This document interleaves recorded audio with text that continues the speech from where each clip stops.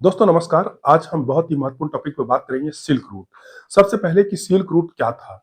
Silk route प्राचीन काल में एक व्यापारिक मार्ग था, एक ट्रेड रूट था जो लगभग दूसरी शताब्दी ईसा पूर्व से लेकर 15वीं शताब्दी तक चला।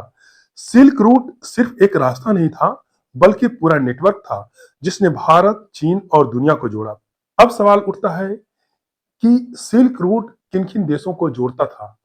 तो सिल्क रूट चीन से शुरू होकर, चीन का एक शहर चांगऑन है, वहां से शुरू होकर, जिसका वर्तमान नाम अभी हो गया है सीऑन, वहां से शुरू होकर मध्य एशिया में Mongolia, Kazakhstan, Uzbekistan, Tajikistan, Kyrgyzstan, और दक्षिण में यानी साउथ ब्रांच में भारत, अफगानिस्तान, पाकिस्तान, पश्चिम में ईरान, इराक, तुर्की, और अंत में रोमन साम्राज्य से जुड़ता था। इस तरीके से चीन से शुरू होकर मध्य एशिया, भारत, ईरान और यूरोप तक जाता था।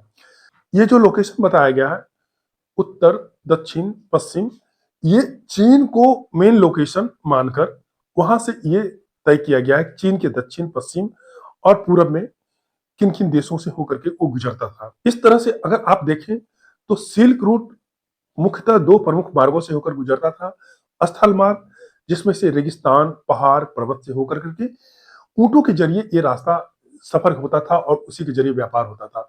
दूसरा समुद्री मार्ग था। समुद्री मार्ग के जरिए चीन दक्षिण पूर्व एशिया, भारत, अरब, अफ्रीका और यूरोप तक जाता था। अब सवाल ये उठता है कि इसमें व्यापार किन किन चीजों का होता था, व्यापार किस चीज का होता था। तो इसमें कई चीजों का व्यापार होता था।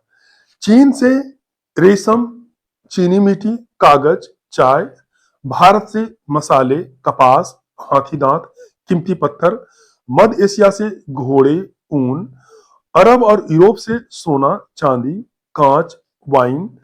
यहाँ उल्लेखनीय बात है कि सिल्क रूट से सिर्फ व्यापार सामानों का नहीं होता था, बल्कि विचारों का भी आदान प्रदान होता था, संस्कृति, धर्म का भी आदान प्रदान होता था। बौद्ध धर्म भारत से चीन, कोरिया और जापान पहुंचा। वहीं इस्लाम जो है मध्य एशिया, भारत आया। कला, संस्कृति, संगीत, भाषा का भी आदान प्रदान हुआ। टेक्नोलॉजी, कागज बनने की तकनीक चीन से बाहर आई। गणित और खगोल विज्ञान भारत से बाहर गया। इस तरीके से हम देखते हैं कि चीन को दुनिया के अन्य देशों से जोड़ने वाला यह नेटवर्क, जिसे सिल्क रूट कहा जाता था, वह एक वस्तुतः व्यापारिक मार्ग था और यह एक पूरा नेटवर्क था जो कई देशों को एक साथ जोड़ता था।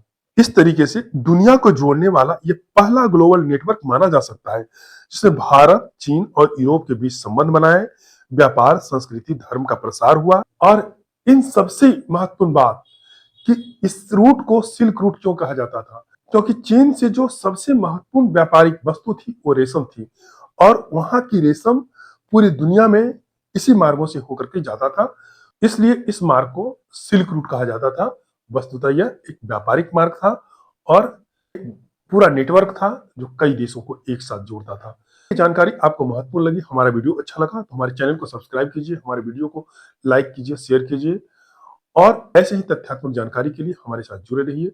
धन्यवाद। Thank you.